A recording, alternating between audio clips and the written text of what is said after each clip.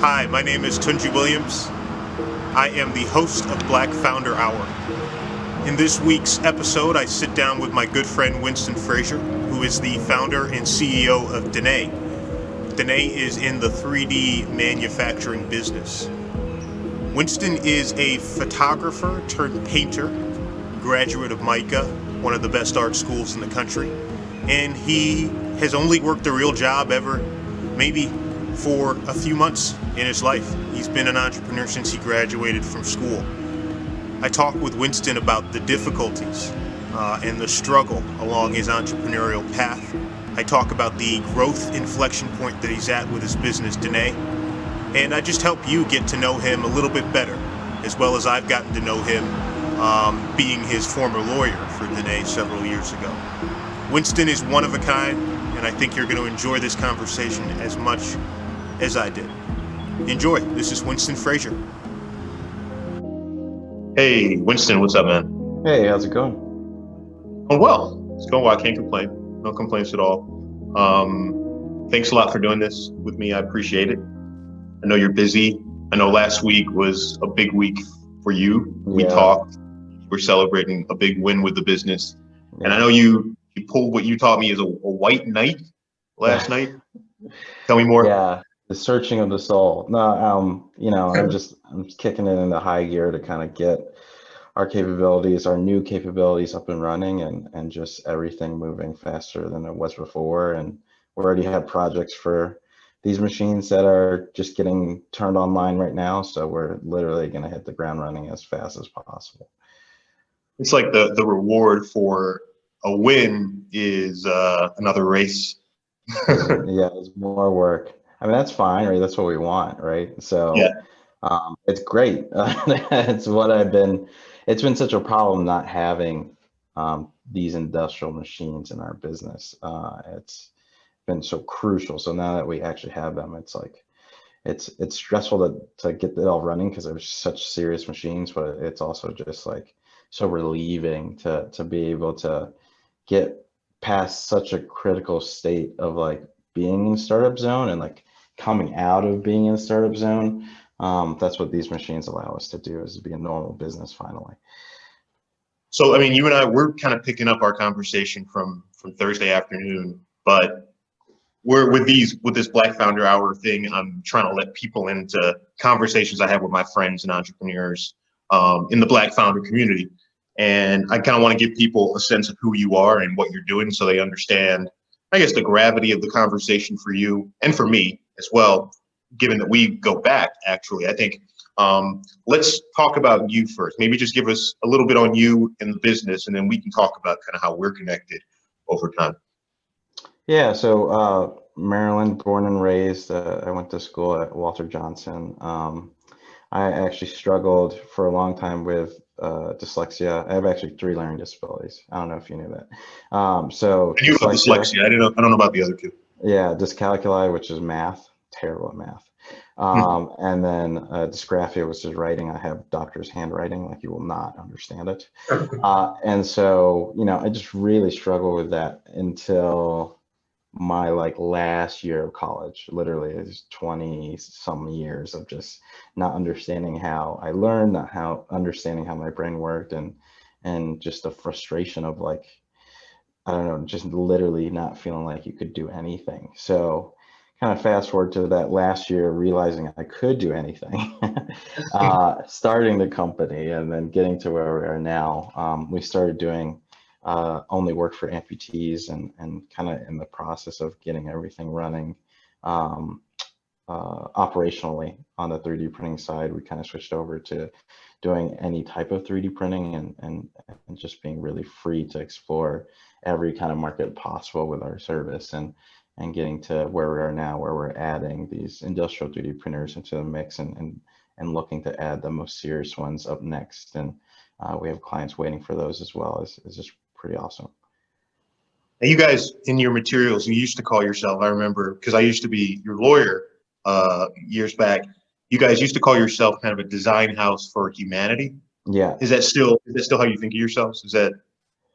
It's not on paper, but in a way, yeah. I mean, we've gone from just doing FP stuff to I like to think of it as being in people's brains.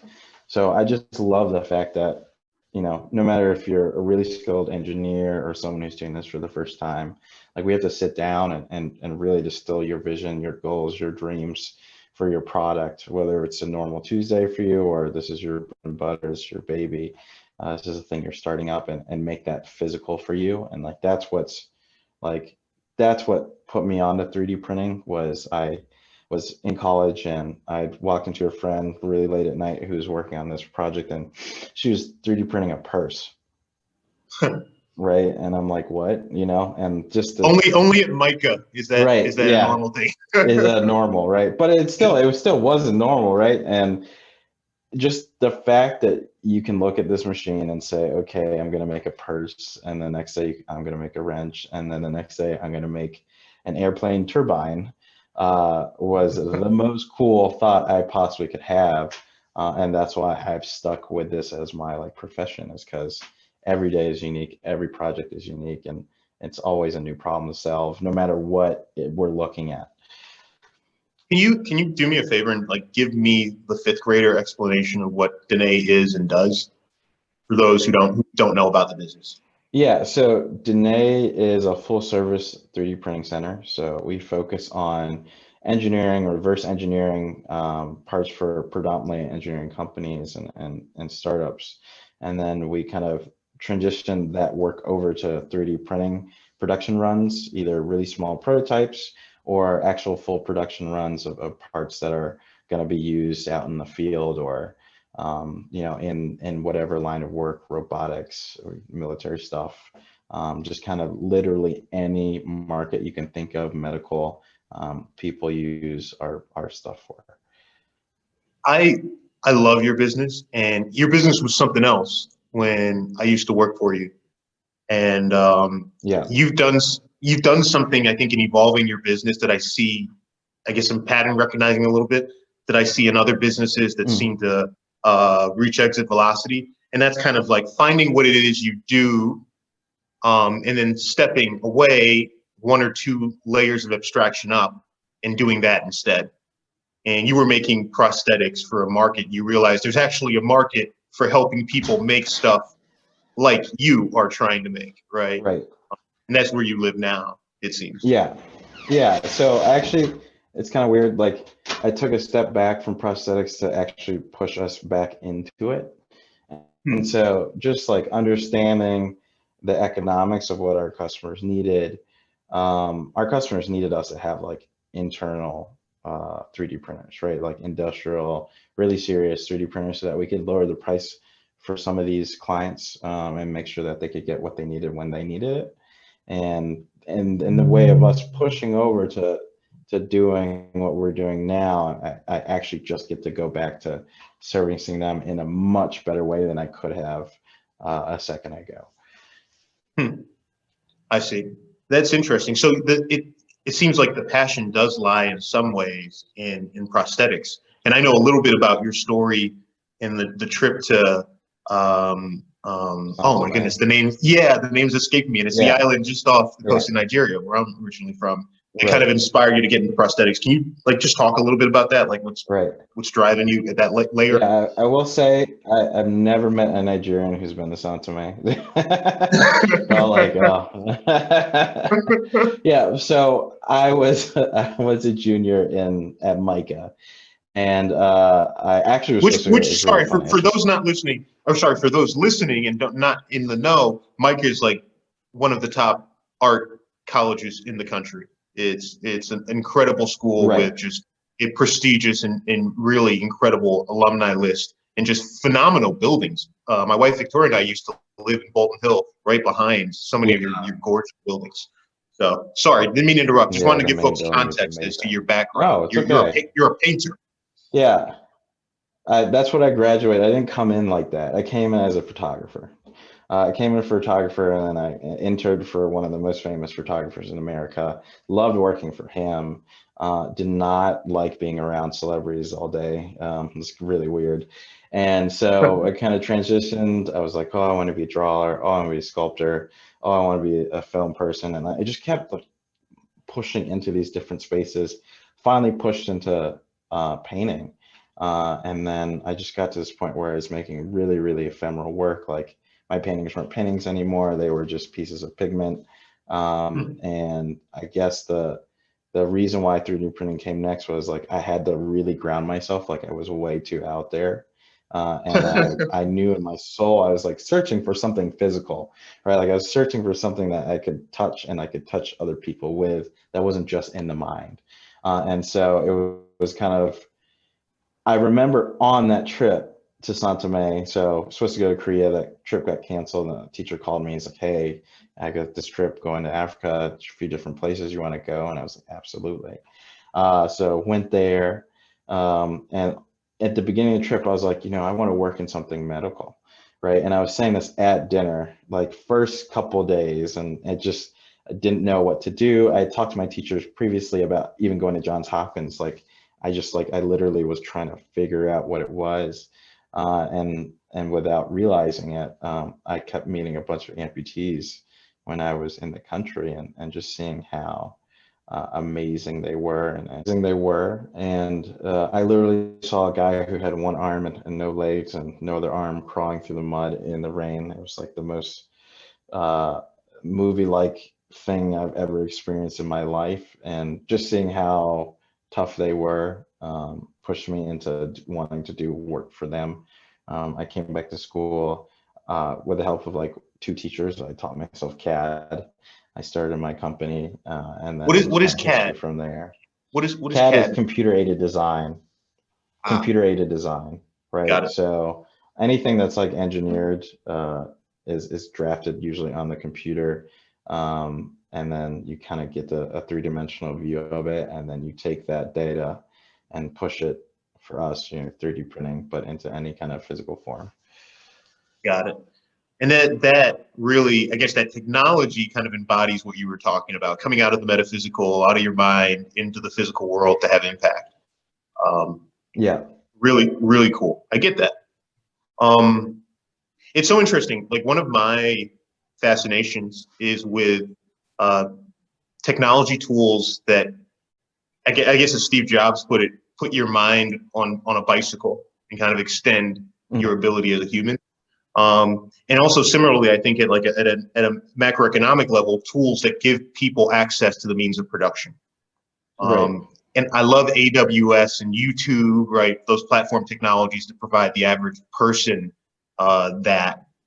I think it's really phenomenal that your business is now doing that in traditional economies, back into more traditional businesses, and giving regular people and regular creators without access to massive amounts of capital the opportunity to build. Right. Yeah. Is that part of your motivation, part of your thinking? Does it factor in? Yeah, I mean, I love the aspect of that, of like, literally receiving someone who's so fresh, who literally knows nothing but their desires, and they're just like, they need us to help them get to the next place. So we do that a lot. And then we teach them about the materials and the best processes, and just being able to work from all the different kinds of projects we've ever worked on. I can hone in on what they need to do really quickly and say, this is what we need to do. This is what we're going to do for you, and kind of get it off the ground running and going into the direction it needs to. So you were 20, I think, when I first got introduced to you. Is that right? Like 20 or 21? A little older. Is that right? No, a little older. No. Okay. Probably 23, 24. Oh, yeah. was it? Gotcha. Because I thought you were just coming out of MICA when we got introduced, like 2017. I was, but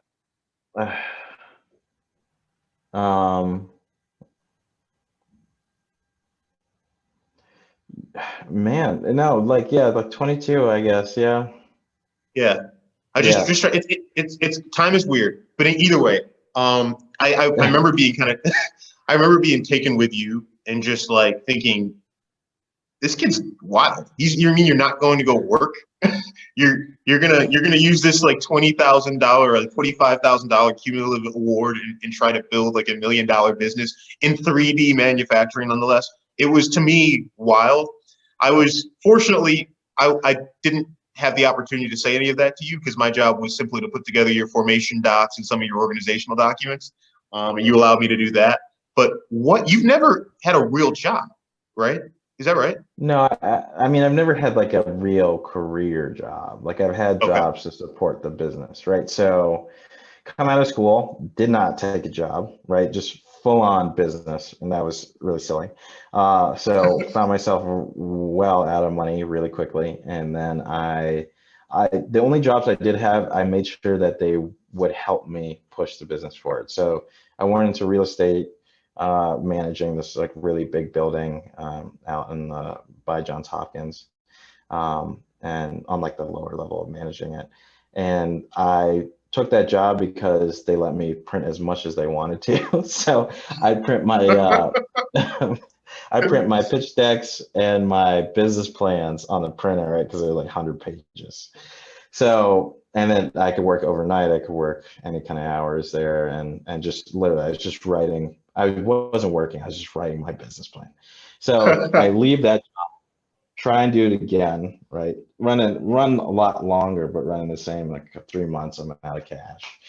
And then I got a job at Amazon. I worked from 9 at night to 6 in the morning. I woke up at 9 in the morning, worked till 5 on Danae, and I did that for more than a year. I got really mad at Jeff Bezos making him money. I was like, why? I'd rather be poor and I'm doing it myself than making this guy a trillionaire. So I quit on the spot. I drove out. The next morning was so frightening. And then the chicks came in and we started getting clients and we started getting investment. And it was like the most magical month ever. It was really crazy. That's great. I bet you wish that all happened in 1 month. You're talking about like the Right. upswing was yeah, you've got some serious chutzpah. Let's put it that way. I was always taking, initially it seemed like naivete to me. The more I worked with you, I realized you were focused on other things. I thought it was what was important about being an entrepreneur was like a sophisticated understanding or interest in all of the legal niceties, which is such a small and insignificant part of the business. Your mind was elsewhere, and you are a builder, and you've been building for the last 5 years. And to see what you built, and kind of to see the culmination of like this phase last week with you acquiring these 2 new machines, I'm really proud and just in awe of what you've done. So congratulations. Thank you. Can you tell us more it. about these industrial machines and what they mean for Danae going forward? Yeah, we can now print any material, right? Like we can now print really high temperature materials that can be used in the most serious arrays of engineering problems, right? So we're not talking about metal, it's just talking about plastics, but the highest temperature plastics possible. We can now 3D print. So it's a true game changer for us because and now it means I have in-house capabilities for literally every market that we can touch possible as a business, right? Like in the plastics realms. And these are really large printers. They're some of the largest in the industry. They're some of the best in the industry, top tier. So, and we have a great relationship with the manufacturer who provided them with us. So it's I'm in a whole new space in such a short amount of time. This deal got put together literally 2 weeks ago. Like had no idea this was going to happen. This got presented to me. We pulled the trigger on it, and now we're in another stratosphere like immediately. And I hear through the grapevine that you worked out a really good deal for yourself on this capital investment. So just again, just a credit to your skill and I think tenacity as an entrepreneur. So well done. Well, can I add to that? Like the one thing I will say, and this is for any founders too, it's like you're always looking for people to help you in your business. And the people who have always helped me the most are people in my industry, right? People in the 3D printing industries have given me the best deals, have supported my business the most, have offered the most cash. It's ridiculous.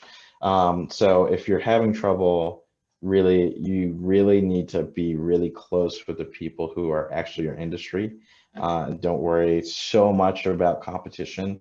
Really just worry about what they can do to help you grow. And a lot of them will just do so much. So start there. Thanks. I appreciate that. And you actually slowed me down because I guess I was getting in my head I'm a sorry. little bit. No, you slowed me down in a good way. I think slowing down is always good, mostly. But you know, I'm giving you congratulations and try to kind of lift you up and honor you for the work you've done. And you kind of you bring it back down to earth by returning to the help that you've gotten along the way, which I think is kind of telling about the way you see things. I think as entrepreneurs, to ourselves, we're on a hero's journey sometimes, which is part of what makes it fun and interesting and gives your days purpose.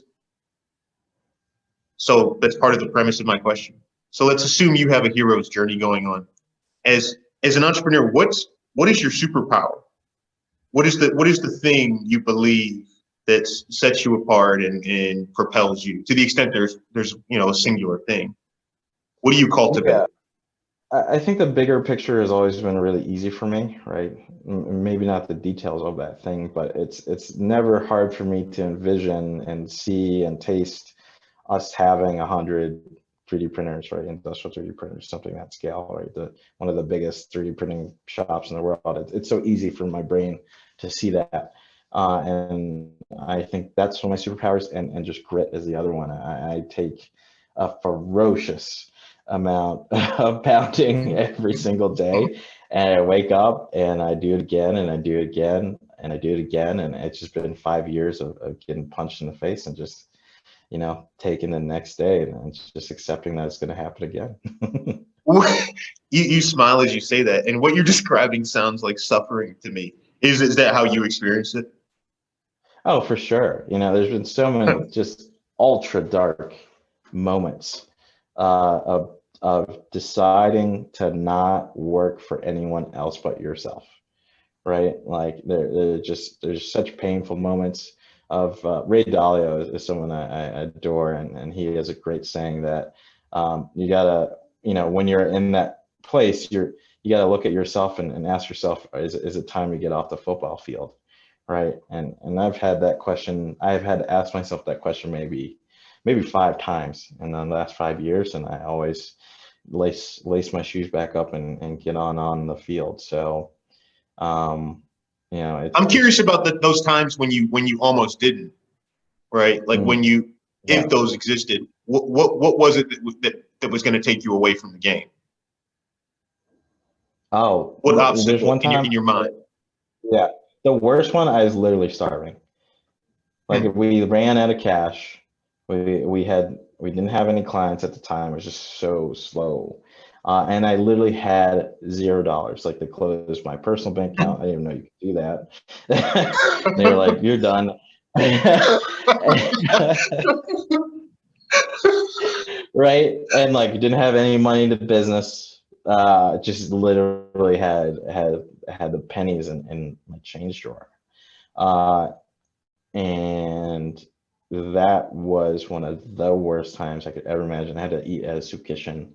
And just getting through that period was so major for like my mindset and the business and where we are today. And yeah, there've been other times that were kind of close to that, not exactly that, but you just have to get through them. Wow, I was not expecting that. I was not expecting like this soup kitchen level tension, friction. That's real, and you laced back up. That's why I believe. I think I'm so focused on like all the problems in the startup world right now, and I think about them a lot. And number one, like things are way too glamorous, right?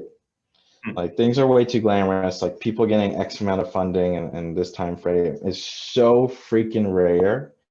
And like our brains are not trained to like really think like, hey, Mark Zuckerberg is the ultra rare human, and what happened to him, right? You start comparing yourself to like why you haven't done that as a person, why you're not performing at that level.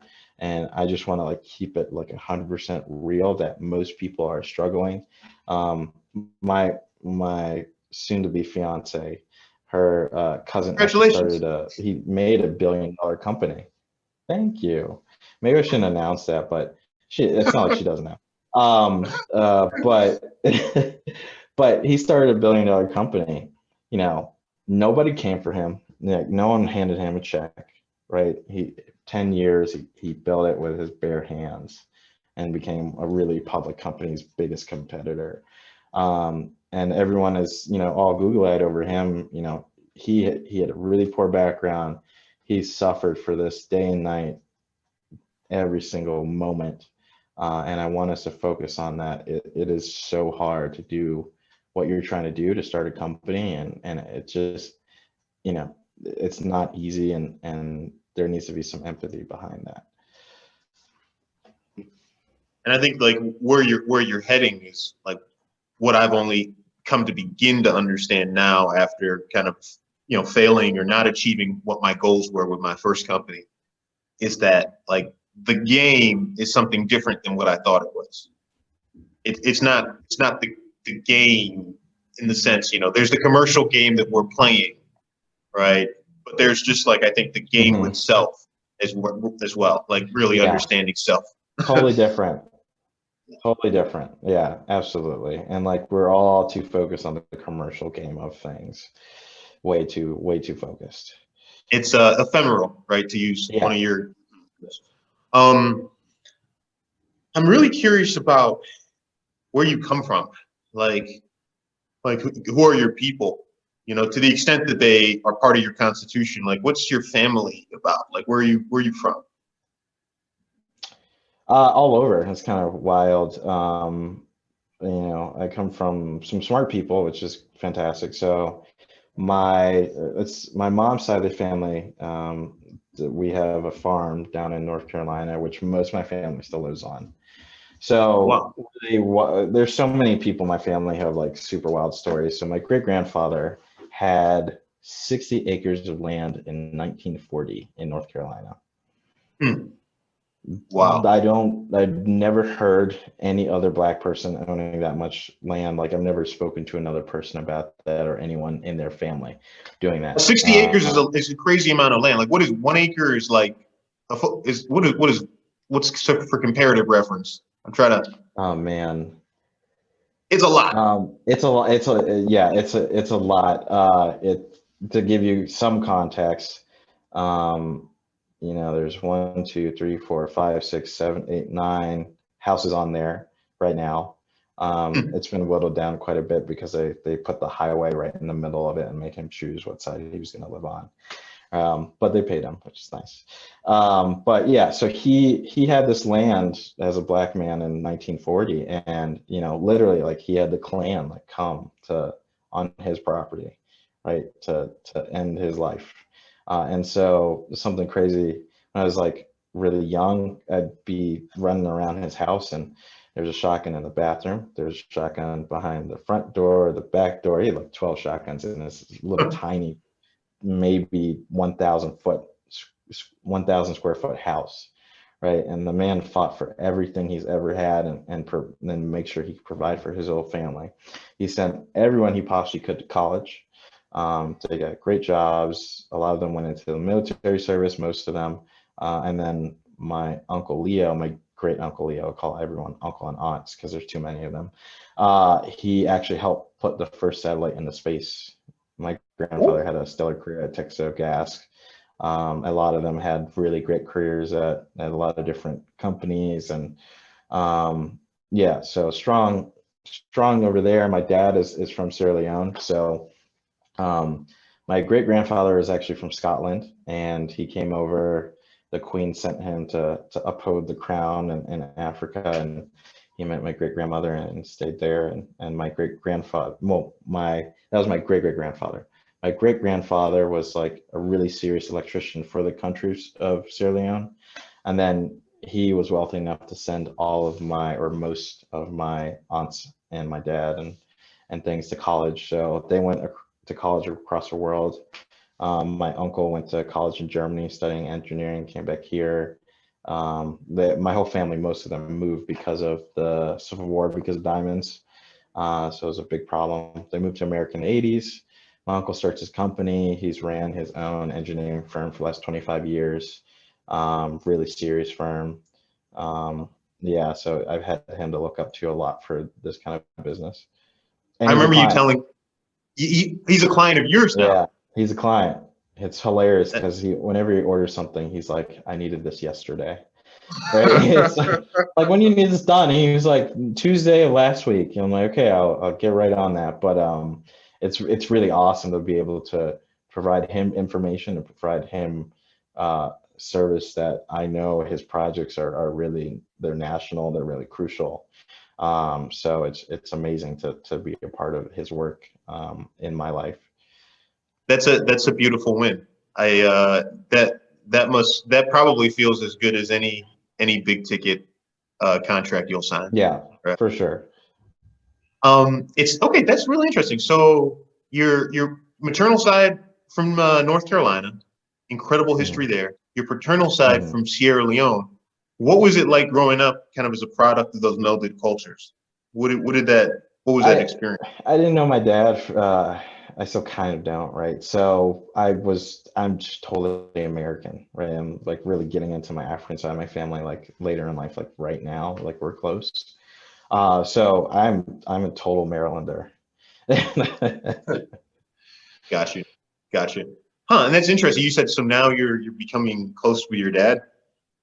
I closer to my dad's family for sure, yeah. So we see How did each that other on happen? Christmas. What changed? I've always been close to my uncle. And I think me just getting to college and then learning about it just kind of ignited the, hey, we need to kind of be more family. And I think things kind of move from there. I always I learned that growing up and always found it trite, like the importance of family. But Yeah. there's something like primal and spiritual about it that I think Yeah. for me really came Well, full and circle most, having a oh, go ahead. you broke up, where you're saying full circle. Yeah, sorry, I was just saying it came for me full circle, like just having Rosie, our kid, Yeah. realizing like how much you need the supportive family and to be close to Yeah. family. Well, in that time that they weren't there, most of my family is outside my bloodline, really. I've been adopted into people's families so many times. So it's amazing that I have that kind of network of support when I didn't have my own family as support.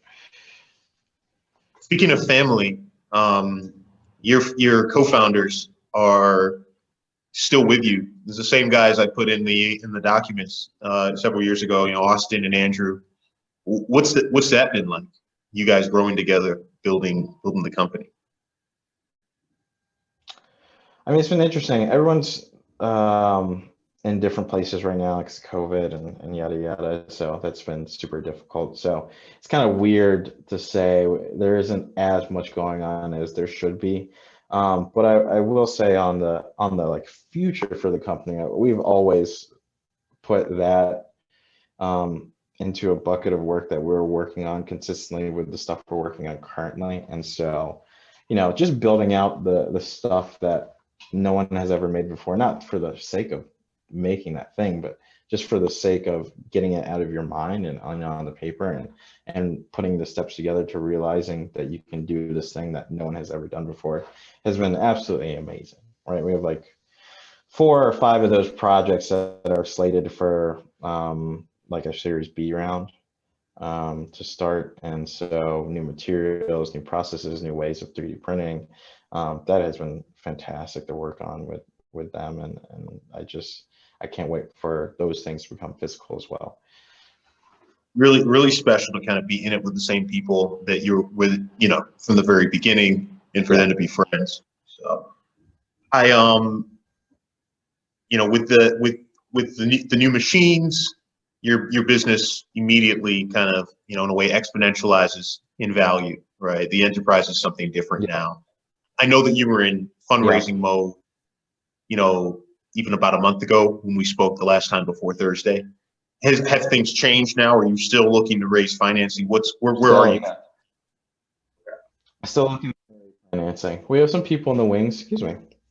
We have some people in the wings who have always been there ready to write like $250,000 check, but they're like very institutional money, so they need some people to head it before they can put down their checks. So And COVID, we almost closed our round, and COVID, I literally was closing my round when the like global news of global pandemic happened. It was like Yeah. I had paper in my hand. It was one of the worst periods I've ever had. But getting back to where we are now, like we still need some more machines. We need some even bigger machines or more capable machines, and they don't fit in our current office. We have to move to our next office, just set up a lot of new stuff, so that the business can not only like exponentially grow, but just be in a whole nother world in terms of service for our customers, and particularly moving into the automotive sector and the defense sector for a lot of stuff. That's where we're headed next after this round. Gotcha. I think with this latest capital investment, you've kind of put yourself in a different position in terms of, having a little bit of space to pick the right, strategic financing partner. What kind of partners are you looking for going forward?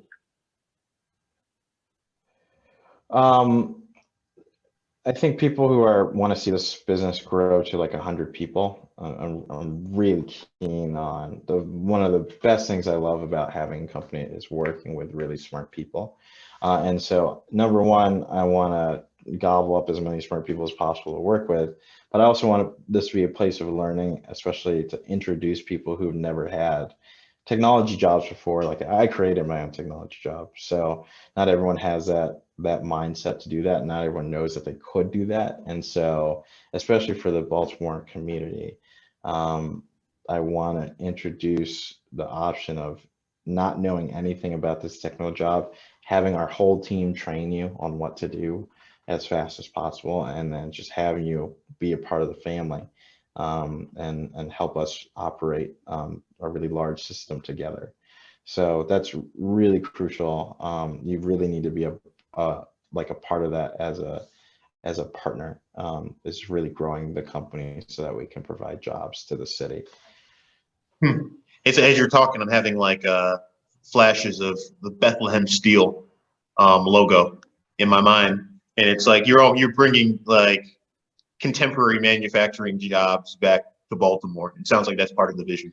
There's no reason why, for me, I don't know why we don't have 20 kind of firms like that here, right? Or why we don't just try and just bring them here as best as possible. The one thing I did, there's good things and bad things about me working at Amazon. The one thing is they employ a lot of people, right, from the city. And give them good health care, right, and some living wages. That's a great thing. We need that to continue. We need more jobs, more jobs, more jobs. And so if we can just spin out as many companies that can employ people who have the skill set or don't have the skill set, is the most important thing for our city. Absolutely. What is I mean, I know what Baltimore means to me. Yeah. It's clear it means something to you. Where does that come from? And what is it that you see for the city and yourself in relation to the city?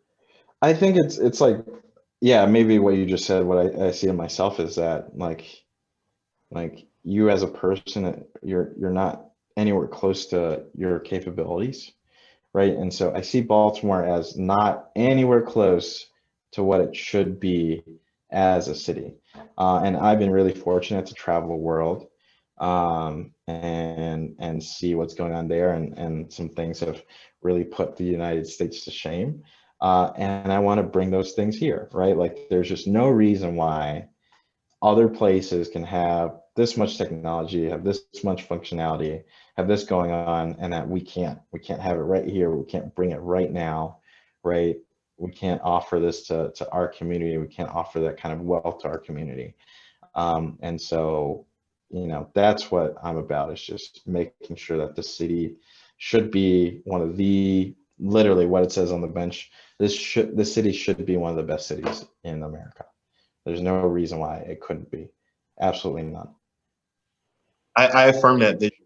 And one thing I like about the way you think and the way you communicate is that you have a really great way of turning grand objectives into kind of manageable and discrete mini objectives in language, which makes it easy to kind of see the vision that you're painting, and as your lawyer, turn that into legal realities and constructs. But I think as a consumer or potential investor, I just see how you go from the ephemeral to the concrete. So it gives me hope to know that you're thinking about Baltimore in terms of your own growth story as well.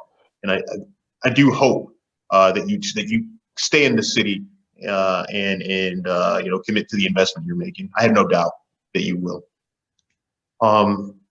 What gives you joy, man? We'll need funding to do that. We'll need funding to stay here, right? And I think, speaking on the broader thing, especially for founders, a lot of founders are cannot find funding in the city, right? And like, if they are getting funding, they're getting funding outside of the city, and I'm talking about founders of color. So that is crucial and extremely crucial. The number one thing, if we're talking about investment, is investment in Black female-owned businesses. Right? The KPIs are strong. You know, that's the nice thing about being a startup founder. You talk, we mingle, we talk to each other all the time. We're on the phone with each other at night. Like we support each other. And so we know what our numbers are because we're helping each other through our problems and yada, yada. And by far, I've found that the strongest out the bat first year, second year sales numbers come from Black female founders. Amen. Right? Amen to that. Point blank period. And the fact that they are getting literally less than 1% of the funding, when I know personally, and some of these companies I love, right? I know companies that have made $0 and got funded and gone broke, right? Not sold a dollar. And you have a woman who is literally working out of a garage, making $250,000 in her first year, not being able to find investors. It makes no sense, right? It's beyond insanity. So if we're going to do anything in terms of that, that's where we need to focus right now.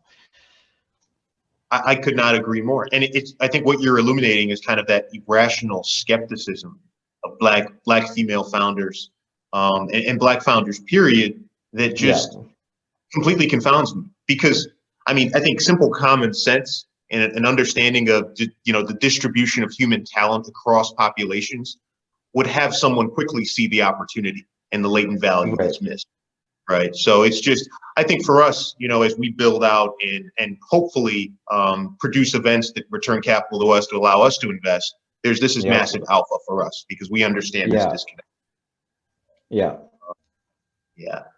So what are you doing to get around that? I mean, how have you've managed to keep your company alive, which is a feat, especially in a hardware business. What have you done? How have you made that happen?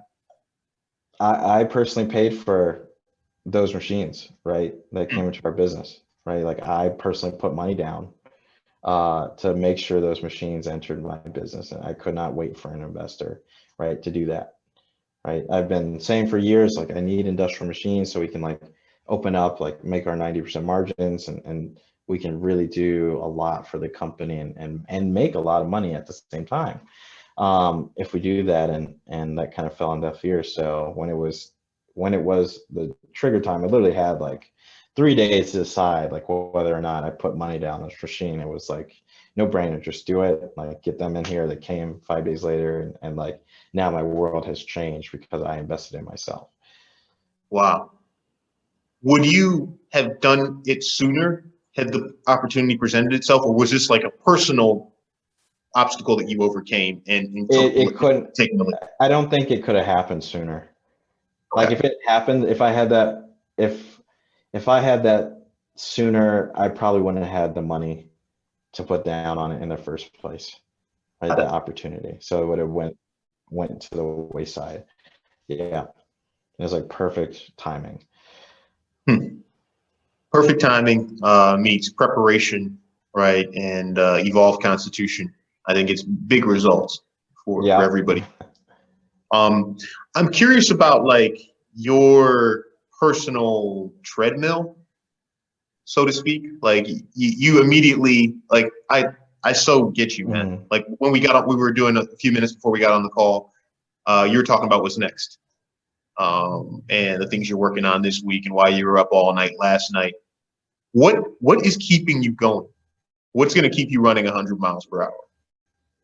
Um, what's going to keep me there is just the vision, right? It's like it's not only just a vision. It's I love my team, right? I love working with the people who are a part of this company, right? And so I always want to work with them. Number one, it's just fantastic to be able to have that kind of energy around you. I want to provide value for my customers and my community. And I want my life to excel as quickly as possible. I have places to go. I have things to do, right? And so that doesn't happen unless I break down all the barriers that are in front of me, right? You have to do the work. You cannot skip it. So doing the work, even no matter how challenging, is a part of keeping me going at 90 miles per hour on the treadmill. What are you scared of today?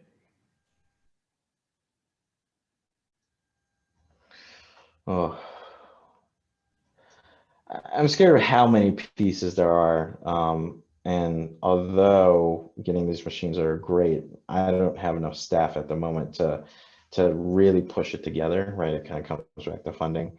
And so that's why I have to overwork, right? It's because like I don't have enough capital to deploy things quickly enough, and I have to manually do them.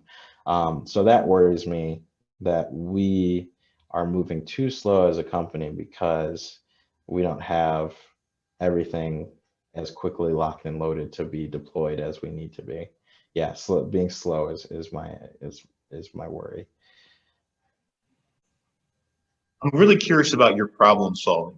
I was listening to a podcast episode with Sir Richard Branson a few days back. I think Reid Hoffman was interviewing him, and he talked about how being dyslexic has made him an incredible delegator. So he's quickly able to identify the task to be Mhm. done and the best person to do it. I guess I'm curious about your not necessarily. I'm not leading you to identify that as your superpower, but when you Mhm. approach problems, I guess what's a mental model or framework that you lean upon to get things done? Because you clearly get things done. I think not having a framework is like crucial, actually, right? Like not like coming to a problem and making sure whenever I put a problem in a box, like I look at the problem as a problem, it's never good, right? I keep hitting my head on the same place. And right when I can move around the problem, when I can look under it, on top of it, right, then the opportunities kind of show themselves in different ways. And then you're able to effortlessly solve that problem because the solution that would be the best word to say is maybe the solution that would be traditional to solve that problem shouldn't be used, cannot be used, and you have to use something that's totally non-traditional to solve that problem. And I think when my brain does that kind of dance to solve that work, it's when we see some movement. Woo! I love the way you explain things.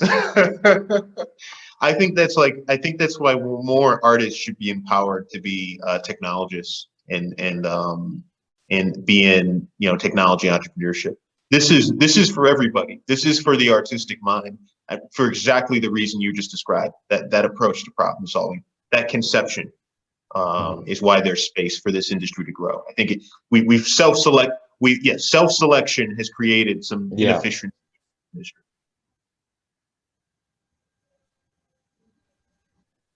Yeah. yeah, super, all the time. So and even in me, right? I have to combat it really, really hard. Yeah. Winston, I guess my last question for you is the human brain is so funny because it will have you dwell on the counterfactual. I chose to do this. I wonder what my life would have been like if I had done otherwise. If you had taken one of those jobs, that corporate job, stayed on the Yeah. ladder managing property, um, do you think you could have been happy? Do you ever think about what a more traditional path would have been like? I mean, the only thing I think of is I'd hate myself, right? I'd hate every living moment of every day. I just can't.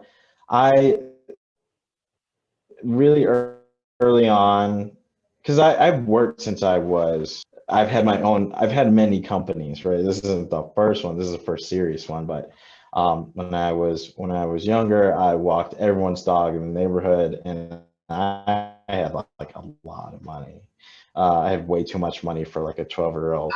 Like I needed a bank account, right? Like, and so I've always had these jobs, or I've always worked, and I've always worked when I was younger. And so when I was 16, I worked at a Boy Scout camp. I used to be a Boy Scout, and so it was a really long thing. It's like 3 months out of the summer, and all these kids come and go, and there's a lot of manual labor. It was down in Virginia, and so at the end of the time, right before we're leaving, we're doing like one of the last activities of the season, and the camp director comes up to me and he's like, your friend brought you in here, and so I thought you'd be like your friend, and we like your friend a lot, but he doesn't really work hard, and you were like one of the hardest workers I've ever seen. Like, please come back to me next year.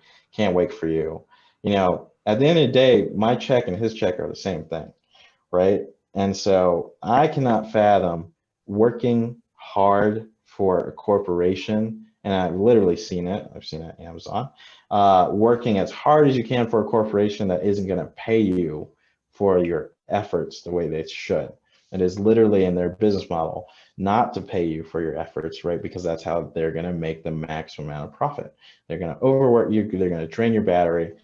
And so for me, I never want someone else draining my battery. Like, I'm the only person who can drain it, right? And I have to be draining it in a way that's pushing my life forward. I have to be learning, I have to be executing, I have to be doing something that is pushing my smartness to another level, my capabilities to another level, my company to another level, instead of doing that for Jeff Bezos and his dream, right? I have to live my dream.